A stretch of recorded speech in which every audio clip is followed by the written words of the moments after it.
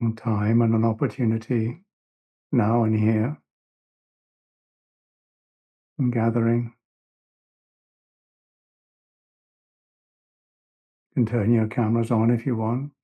You keep muted or not, or stay muted, but you don't have to turn your cameras on.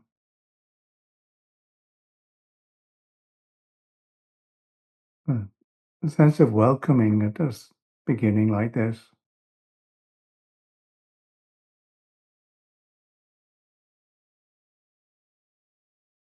sense of recollecting and recollecting and reconnecting.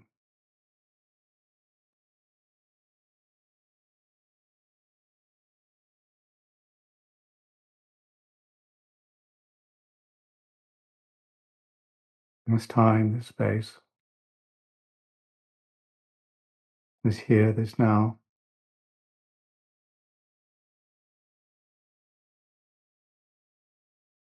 Appreciating, enjoying, wishing well. These suggestions at the start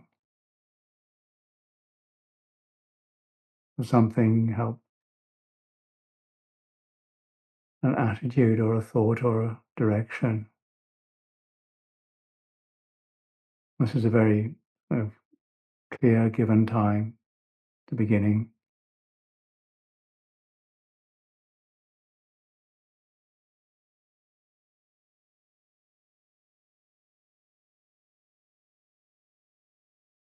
We give a good 15 minutes or more to just the sense of here and now and beginning.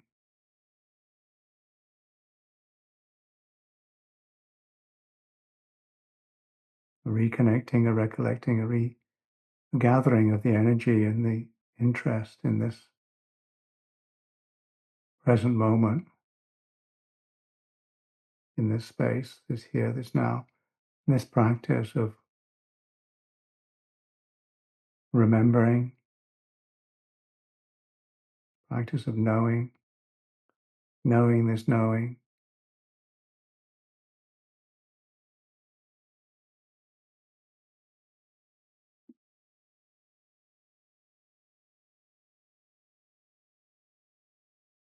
Maybe the breath, maybe just the physical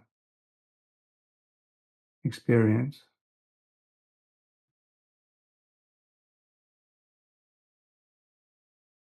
maybe the sensations, maybe the sound of silence.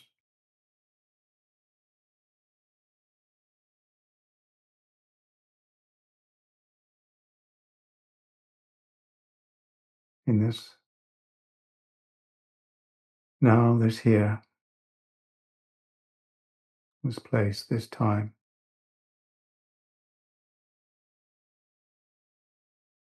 This experience that is welcome, that is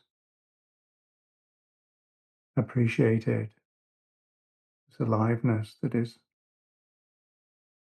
sensitive.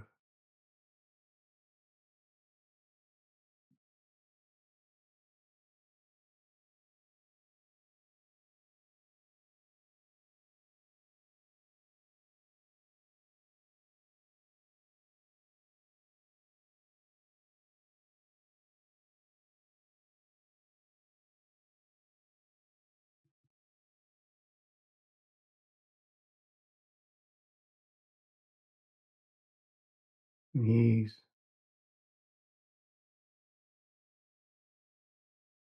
the settling and the alert appreciation. As there's this gathering now and here. The energy of this experience.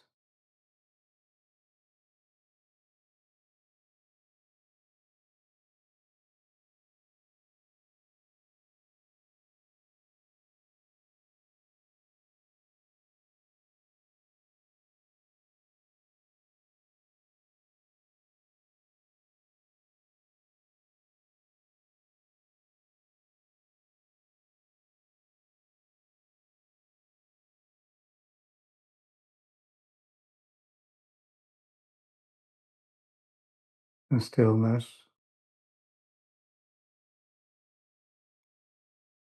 the body,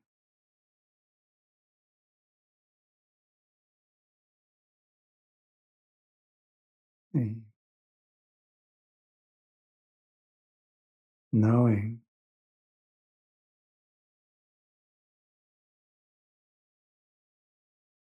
reconnected,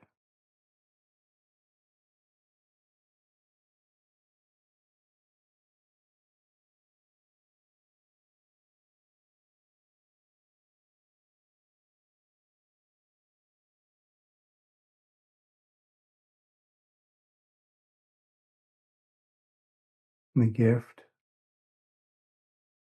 of attention,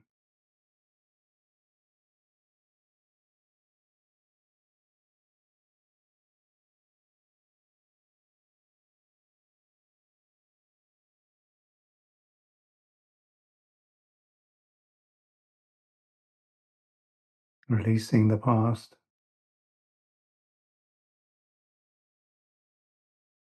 not picking up the future,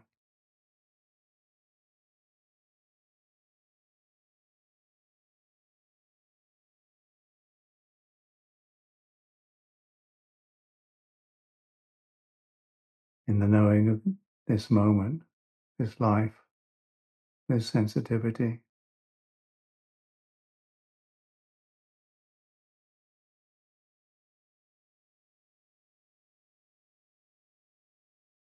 this gift.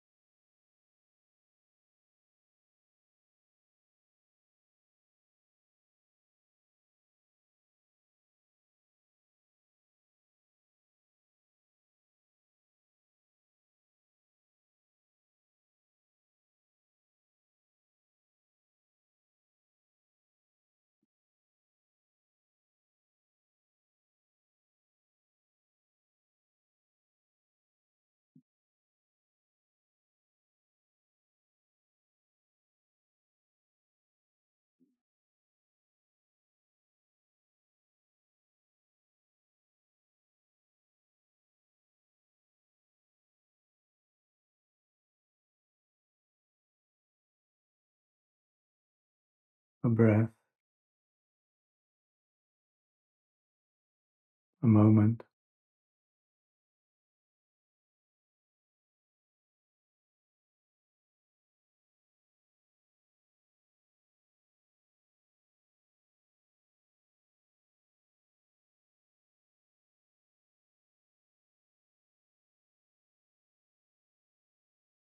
no rush,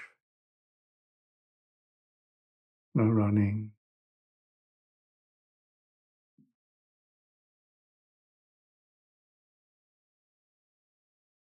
no gaining, no getting rid of.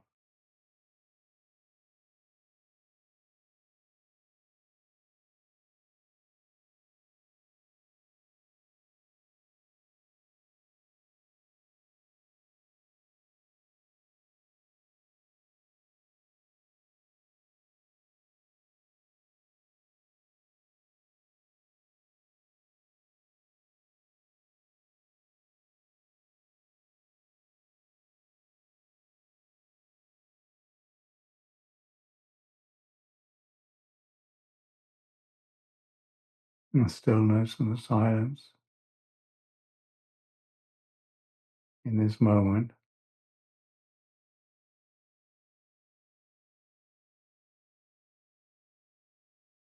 the spaciousness, the awareness,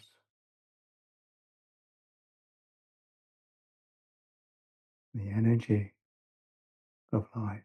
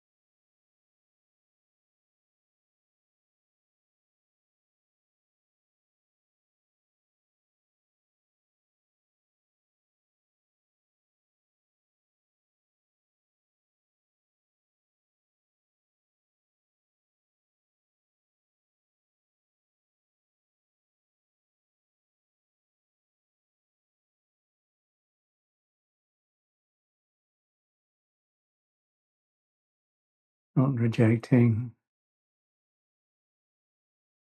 not trying to get hold of,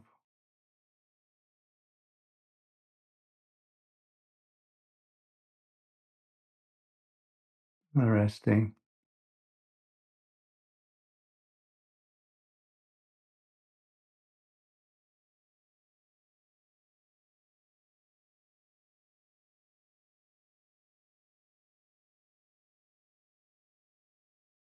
going or coming,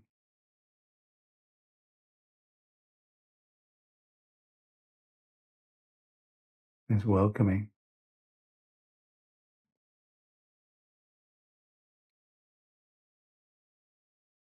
and the gift of attention, the gift of life to life,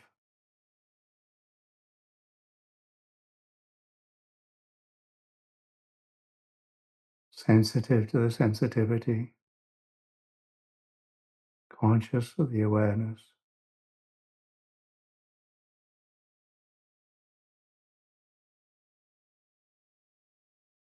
These suggestions.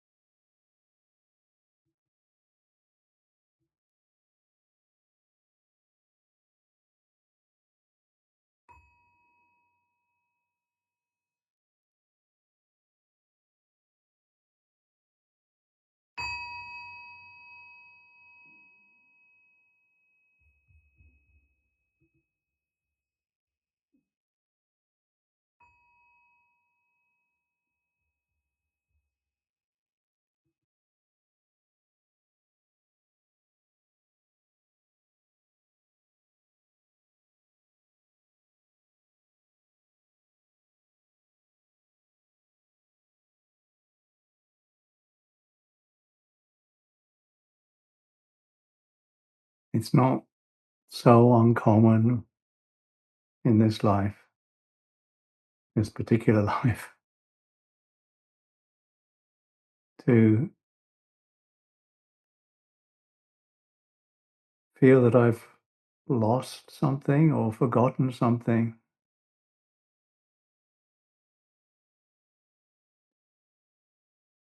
A ticket in the old days, in the days when paper tickets with a boarding card, in the days when there used to be plastic laminated things that were given as you left the plane on a refueling stop.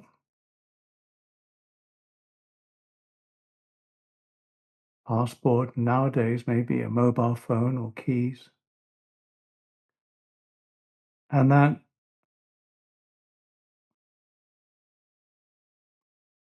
sense of, uh, uh, where is it? Where's it gone? Patting the pockets, checking through the, where, trying to think. No, a long time ago, I did realize that I know where every lost thing is. Where I'm going to find it is in the last place I look. Once I found it, it's no longer lost. But that sense of not um, not feeling uh, really safe, and now I recognize that whenever whenever there's a sense of not being present, of not being really here, of not really giving attention, or if I know that if I get upset or I start to look for things or get angry and start feeling incomplete and looking through all the drawers and trying to find stuff, that sense of uh, something's missing, or I want to know where something is.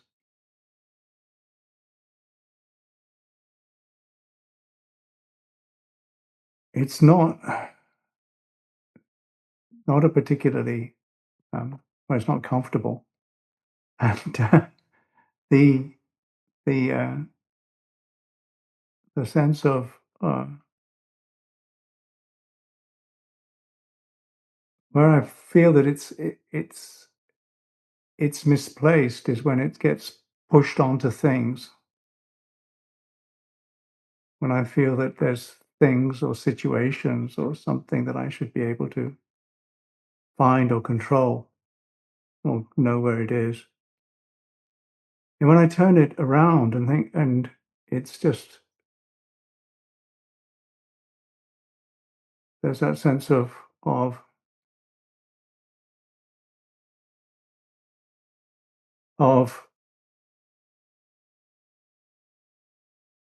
hyper or uh, really wanting to be present.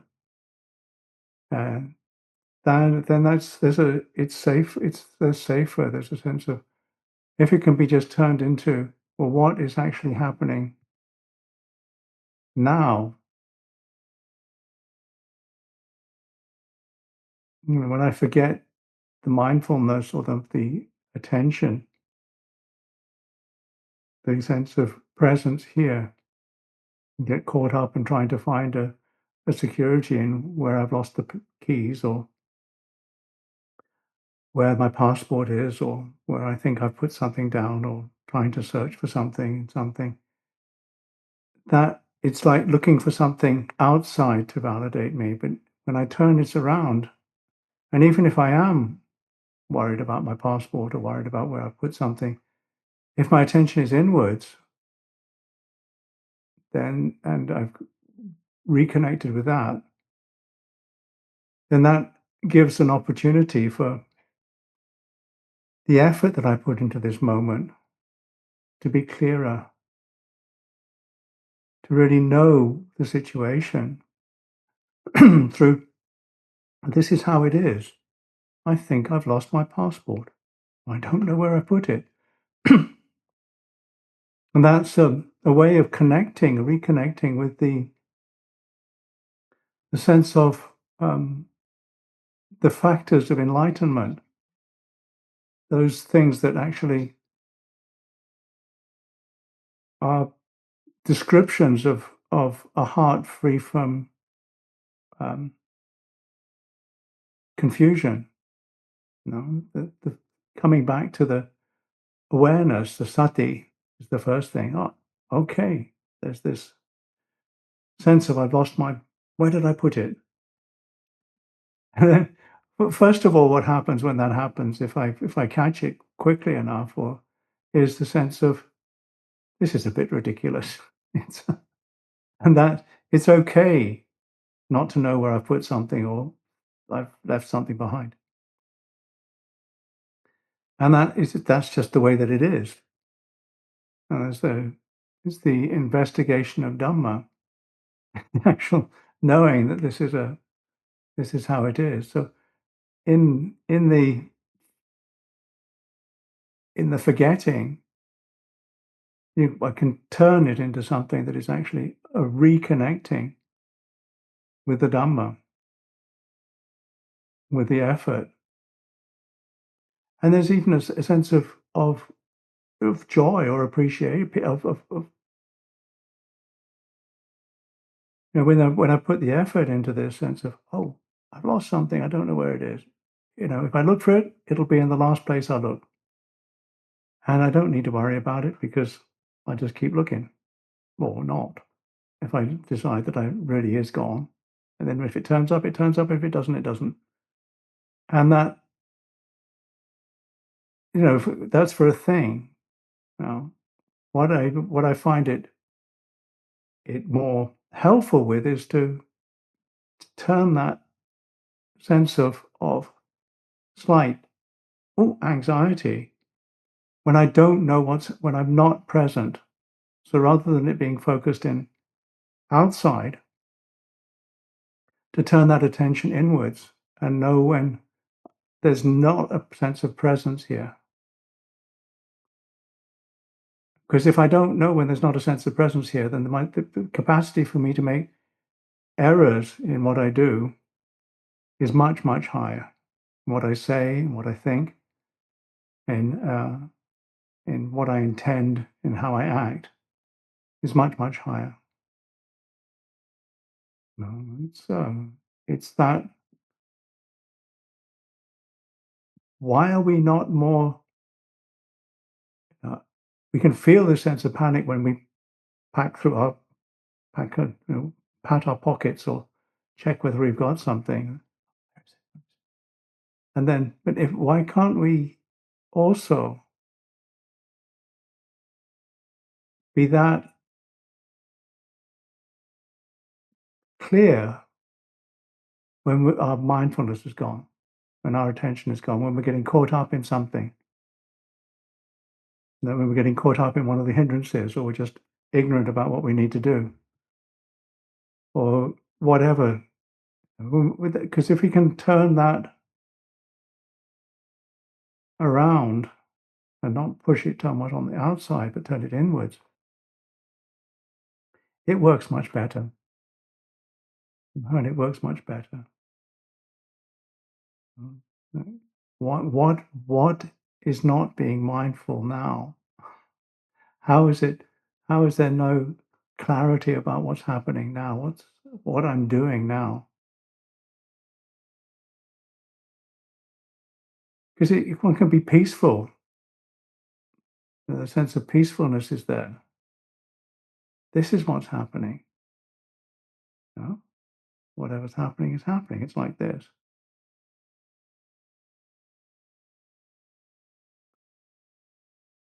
And a continuity of that attention and an evenness with that. And the 7 factors of enlightenment are the way of practicing, or the way of revealing what enlightenment feels like. And it's in the moment, there's much less suffering. Now, that's a test of how your practice is going. Is it in the moment? Is there less suffering? Is there less anxiety about being anxious, or is there less confusion about being confused? Is there less um, anger and hatred or self-aversion or whatever. And then over time, is there less suffering in one's own life and the lives of those around you? Because it's the way the thing grows. Because what we can use this life for is to encourage those habits which go against the the ones that actually defile the mind or actually cloud it or actually make it more confusing.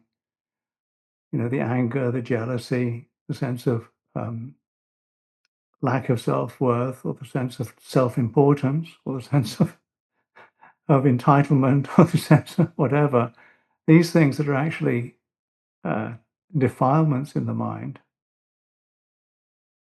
Uh, the habits that one can encourage are the sense of generosity, which is I go on about this a lot because it so immediately releases the sense of insufficiency, the sense of uh, neediness. In the moment, generosity goes against that sense of neediness, and then the the, the sense of the gift of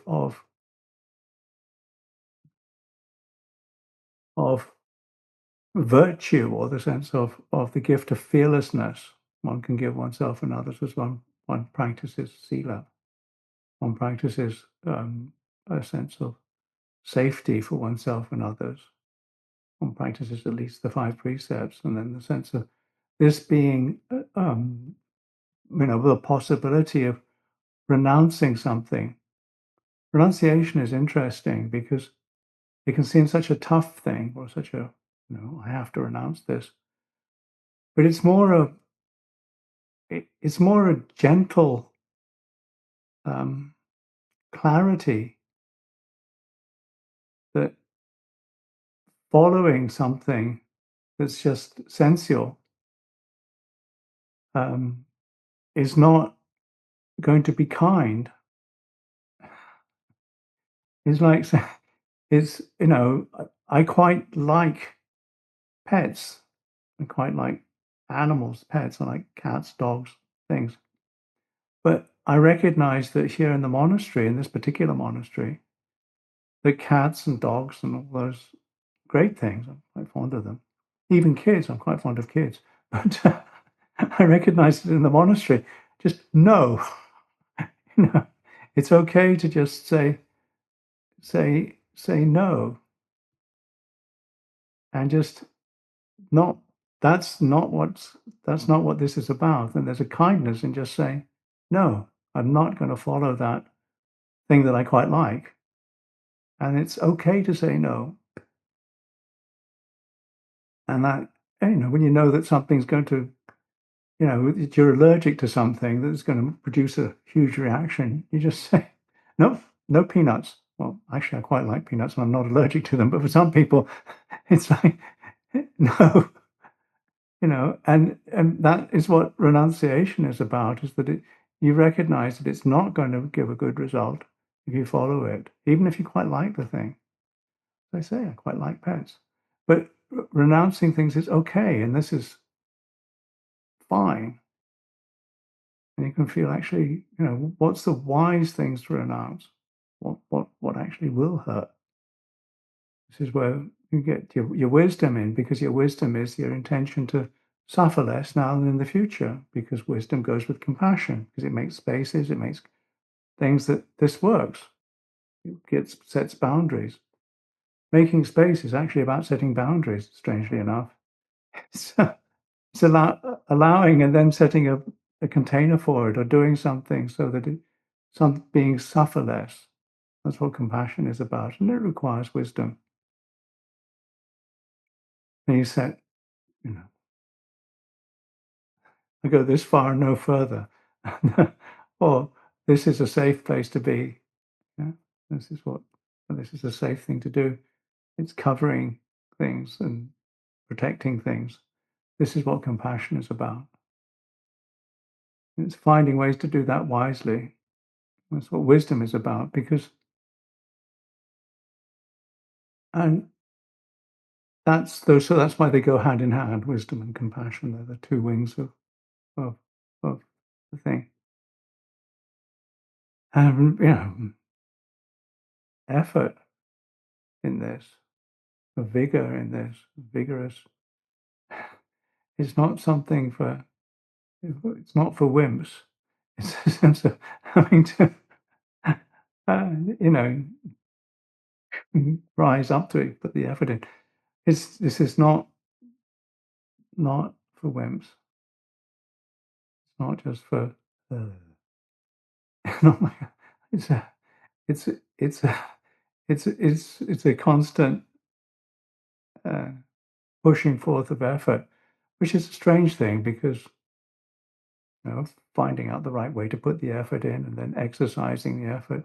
That's why we do these tiny little exercises of 15 minutes of gathering and collecting and stillness and the sense of giving and noticing how that feels from the inside. To feel what it's like to know what's happening, to be present here, now, in this place, this time.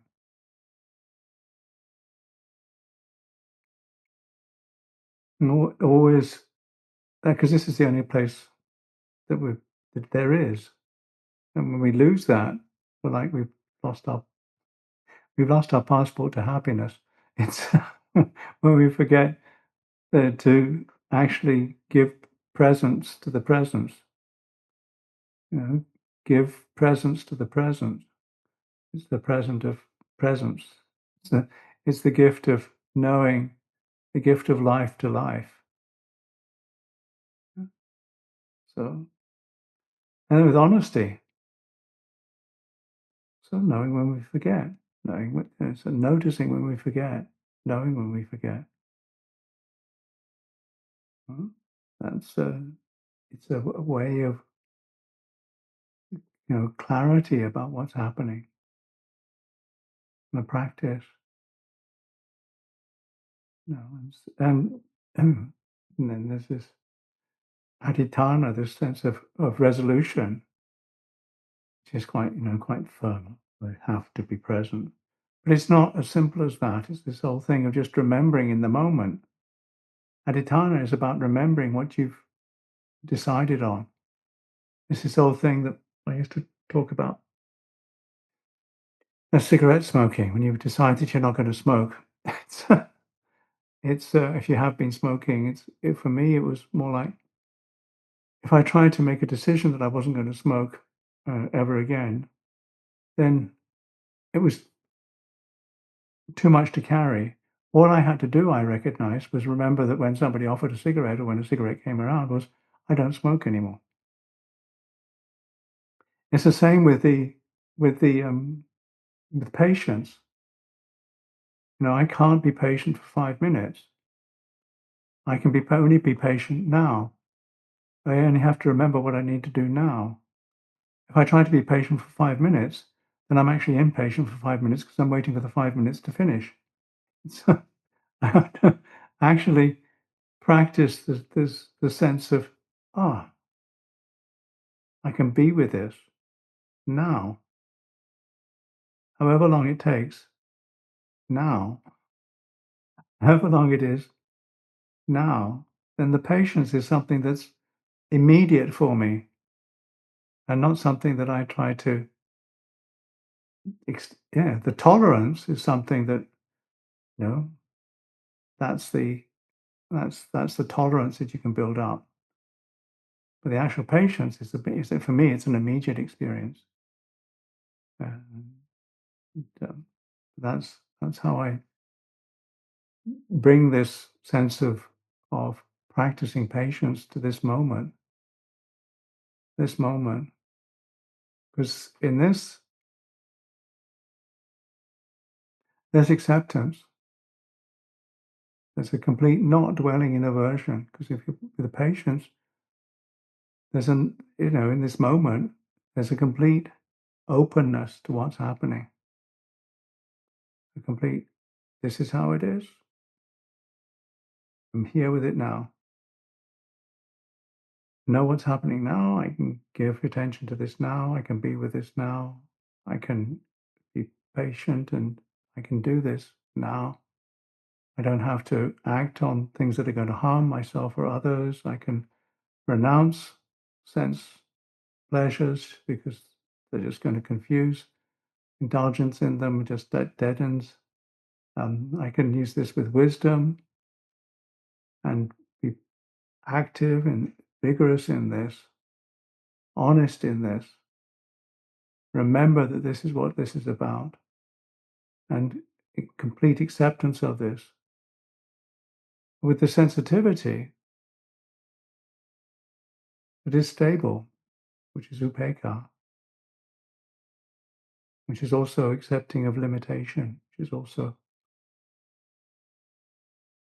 knowing the limitation of this knowing that we don't know, this first awakening, which is so helpful, knowing that we don't, if we don't understand dukkha, then knowing it is to be understood. If we don't understand dukkha, then when we make more dukkha for ourselves and others, there's a recognition I don't understand it yet. I don't really understand it. Because if I really understand dukkha, then I don't make more dukkha. I know that it ends and how it ends. I can make that real.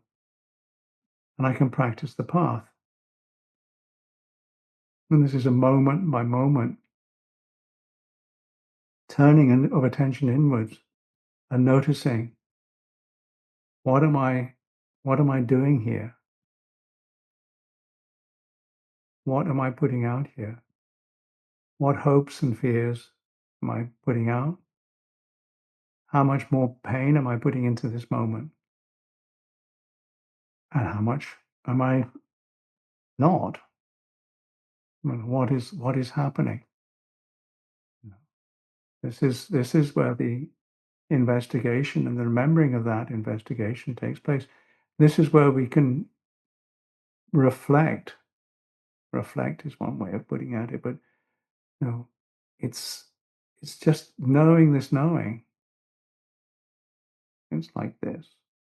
It's a moment by moment experience. And when we remember this, when we reconnect with this, when we recollect with this, when our attention is gathered here, when our capacity to give here is here, to give attention is here and now. Yeah? In this time, in this place, however it is for whatever it is that you experience, it's this time, this place, this moment. And noticing when we feel that we've lost it, and using that so that it's okay, I can deal with this. And this is the reflection that I'd like to offer you, that there is these tools of, this is what enlightenment feels like. Enlightenment feels like knowing this moment, the sense of investigating this Dhamma with effort. This is always a way of effort. It's not just going with the going with the flow of past habits. It's knowing this moment. But having joy in this freedom, this capacity to do this, peaceful with this, it's okay. There's continuity. Continuity is really important. Continuity, just the first drips of mindfulness, and then getting it so that it's a flow. Mhm. And upekkha is where we oversee the rest. where we stay in the steadiness of accepting of limitation, not indifference, but with a steadiness that is also sensitive. And where possible, the response to the moment is joy, appreciation. Where that's not possible, then the response can be, how can this relieve suffering for myself and others in this moment with wisdom? And always not dwelling in aversion, not dwelling in aversion. Because aversion is the sense of, I can't cope, and I'm wanting to push away. And that's a re, it's a reconditioning to inadequacy, a reconditioning in the sense of being inadequate, and which is never true. Because you are the way that you are. The moment is like this. It's perfect like this. If it wasn't meant to be this way, it wouldn't be this way. Yes, there's something you can do. Yes, there's something you can give. Yes, there's ways that you can act that can relieve suffering now and in the future, but don't feel inadequate about it. There's no point. That's not skillful. There's nothing to push away, nothing to get rid of. There's nothing to gain. There's nowhere to go, nothing to become. In this moment, remember, recollect, recollect, gather the sense of presence here now, sense of present in this presence, sense of a gift to this moment as best you can. That's what I can offer this time, this place, this here, this now. Then if there are questions, then please offer what you can in terms of questions. And if this is useless or just confusing, I apologize. Just live with that for the moment. It's the best that I can do right now. Thank you all.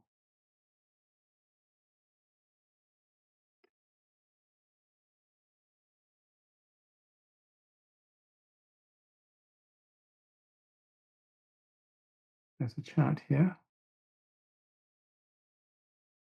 Birds, it says.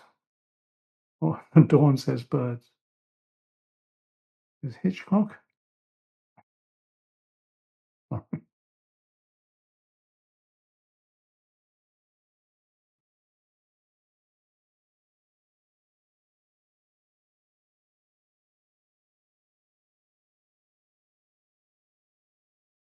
No questions, no worries, no hopes, no fears.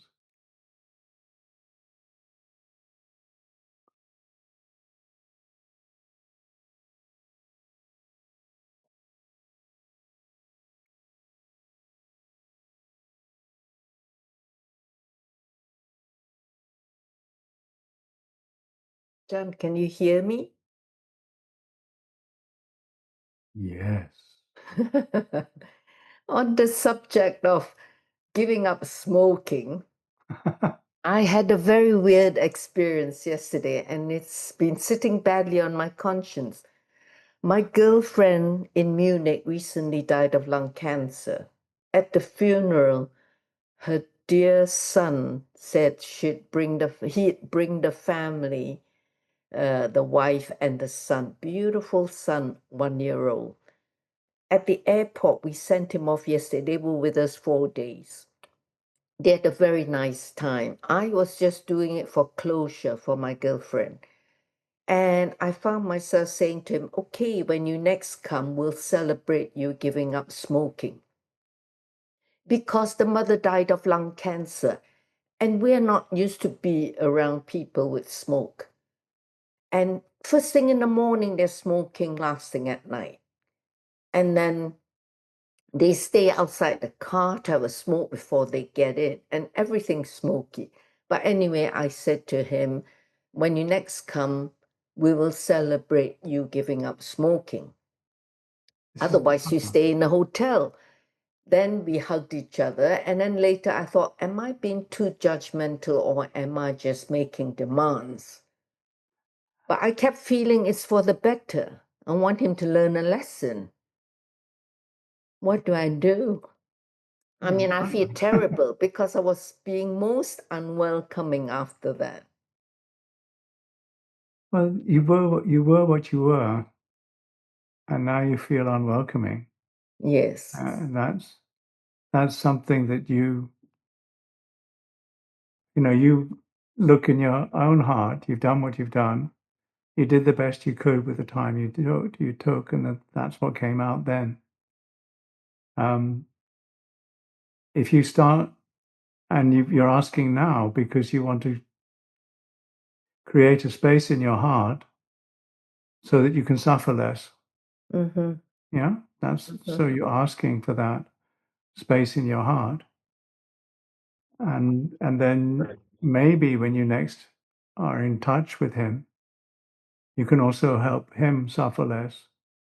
So your intention was so that beings could suffer less now and in the future, yourself because you felt irritated by the smoke and because it makes a smell and it's all that sort of thing. And for him, so that he maybe won't get lung cancer so quickly. Um, so your intention was that, and yet now you feel a sense of judging yourself Mm-hmm. for making that judgment, and that's carrying something from the past, um, which is now a burden. And now, how to put that down? Um, this is what it feels like. It may be, you know, it's like this. You can't take that statement away. It Mm. came out probably without you even thinking about it too much, and that's something to reflect upon, because when we do say things like that, we don't know the effect that they're going to have. We don't know whether it's going to be a blessing or a curse for that person when they receive it, whether they'll feel inadequate about it, or what that will do, or whether they'll blame their mother or whatever it was that your friend, or blame the person who was smoking, because maybe the cancer came from that smoking, maybe it didn't, because it's not 100% sure. But that's you can't control all of that. What you can control is your own heart now, and just know that this is how it feels, and stay with that. Notice the pain around it, the sense of I've been judgmental, um, and notice what's not.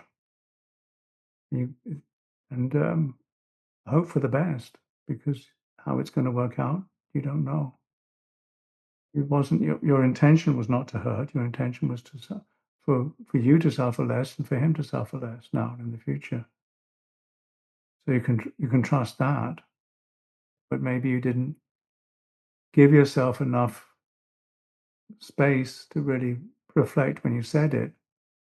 What am I saying? What's the effect of this going to be? You didn't ask permission to give that um, parting statement. Maybe next time we can celebrate you giving up smoking. You didn't ask permission to say that, which is maybe the bit that you think, well, next time that might be helpful. But maybe it wasn't necessary, and maybe it will be something that will be reflected upon. And you Okay. can't really tell how it's going to be picked up. And maybe next time you will celebrate the guy giving up smoking. Okay, thank you, Ajahn.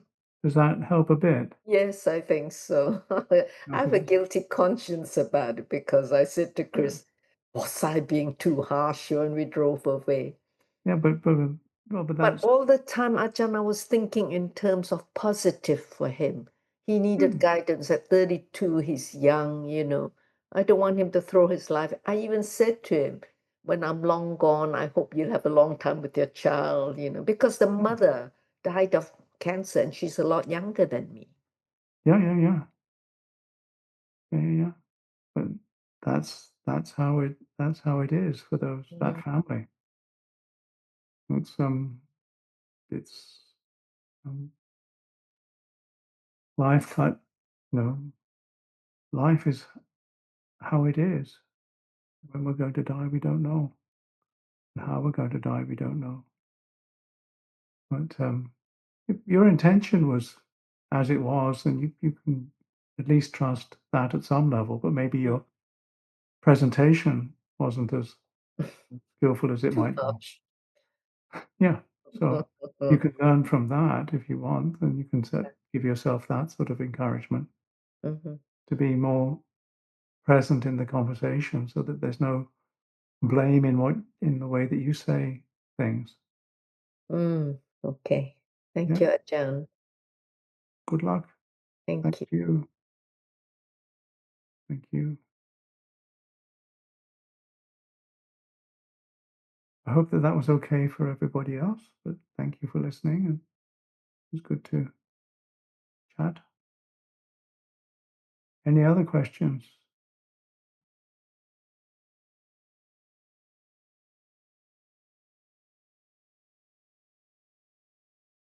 Yeah, I'm surprised I brought up the smoking that I used to do. It was a long time ago.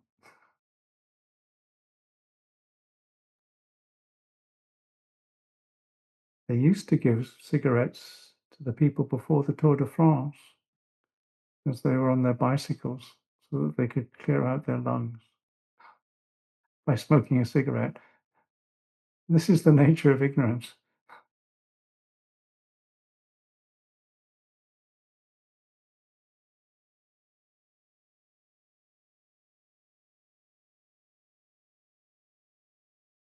Mhm.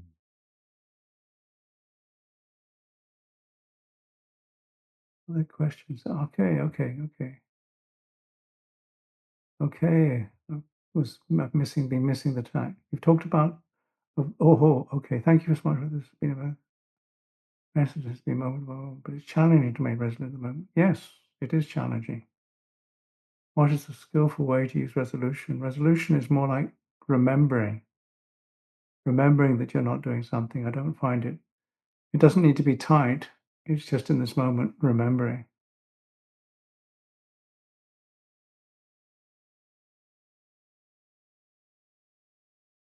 You talked about aversion and how it feeds that sense of inadequacy. After many years of practice, I still have doubt from time to time on my own capacities to act or decide, and have difficulties to be completely free from others' judgment. Any advice? I think you, praise and blame is always going to be there. Gain and loss is always going to be. The worldly vicissitudes of life are always going to be there. You know, and being blamed or being criticized for things that you know you haven't done is unpleasant, and being blamed or criticized even for things that you have done is unpleasant.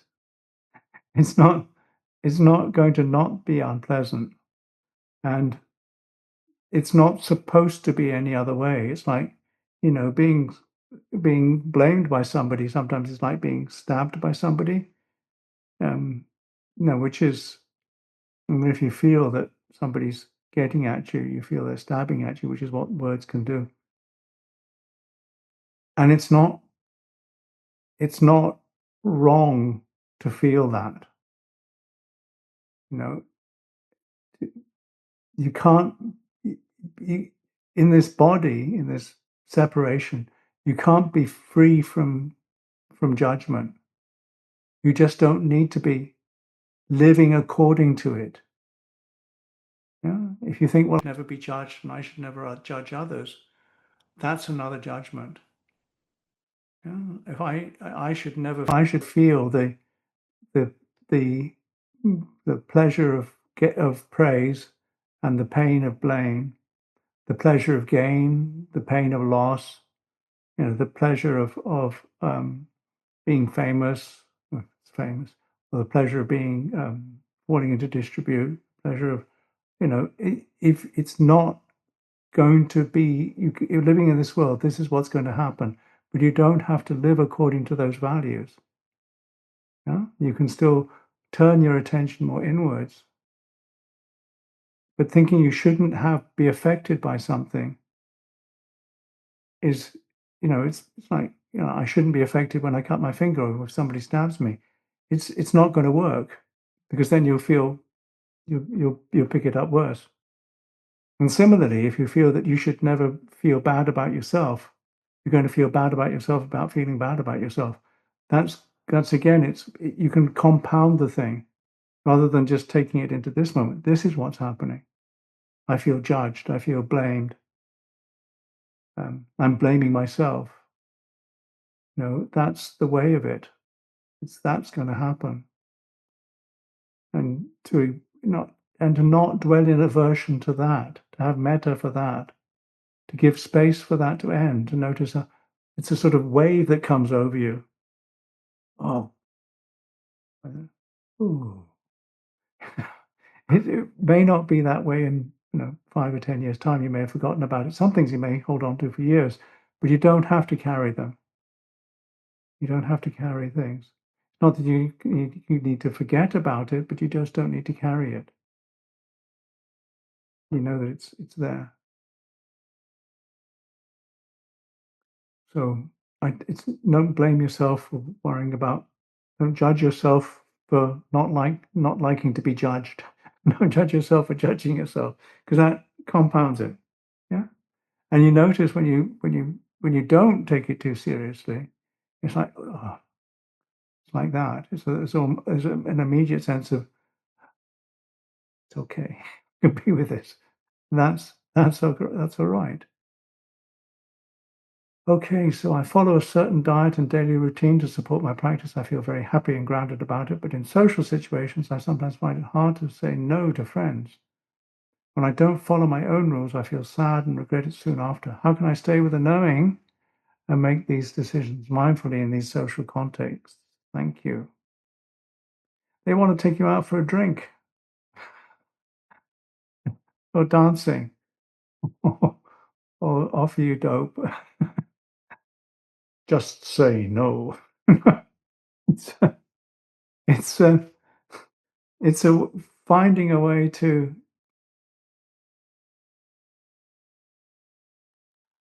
yeah, it, it's I know that there are some of the people I know find it very happy, find it easy to be social, even in places where people are doing all sorts of strange things, um, and that's okay.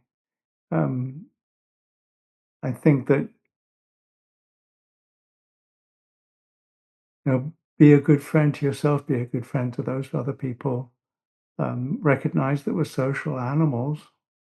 Um, find out in yourself whether it really will be helpful for you in the longer term. And you don't need to shut yourself away, but find ways of because, as you say, you can be very restricting, but in social situations, just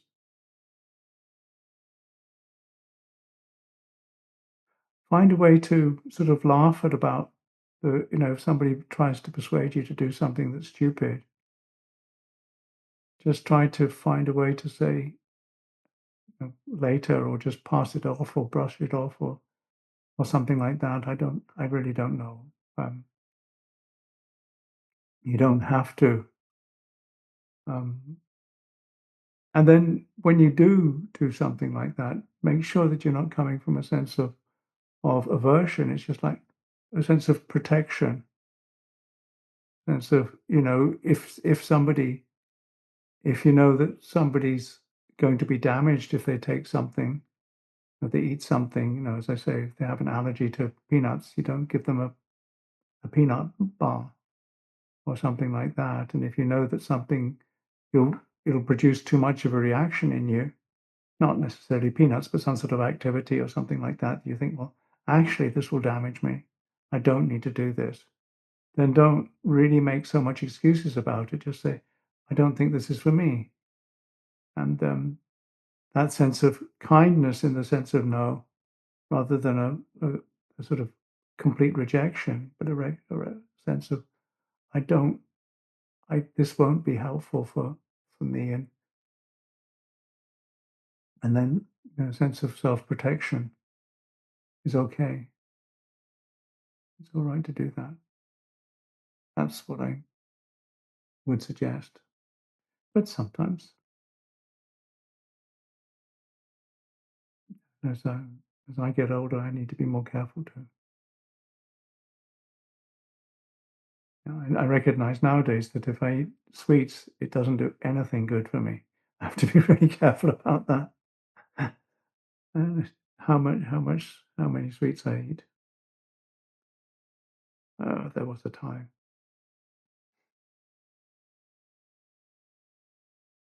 Thank you.